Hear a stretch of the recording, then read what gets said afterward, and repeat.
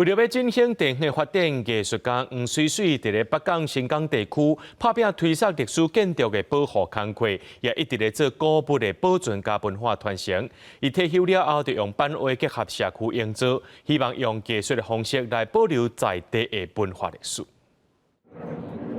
一幅一幅的版画有款式文，嘛有记录社区大事的内容。嘉义县新港乡板头社区发展协会边啊，版画艺术家黄水水伫这个所在小介地方的古文物，后面将体验版画用艺术来推动社区营造。用版画的话，它也可以带回家，它可以去做纪念。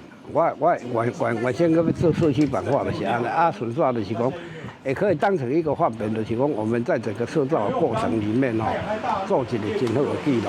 伊有带动这个艺术的气氛，然后板头家嘛搭活络，地方搭活络，系啊，小庄头嘛搭济都市囡仔来遮济啊。李孙己幼，李孙福，莫为李孙，做妈。原本是雕刻师傅的黄水水，为2000年开始创作版画，结果已经雕刻100外地版画帮。除了传统文化的内容，嘛会针对社会时事来创作。黄水水讲，虽然版画已经由电脑印刷来取代，但是为着社区会继续来创作。那伊讲社区版画来的是讲，它每一年度都在变成不一样嘛。还有就是咱讲也更新度就很高嘛。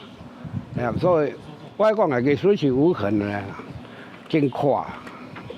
黄水水16年前，因为要来协助板头社区的发展，才会分林北港搬来新港，一直在推出复兴铁桥修复的计划。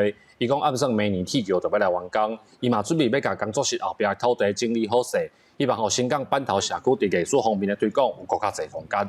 记者林慧婷，嘉义报道。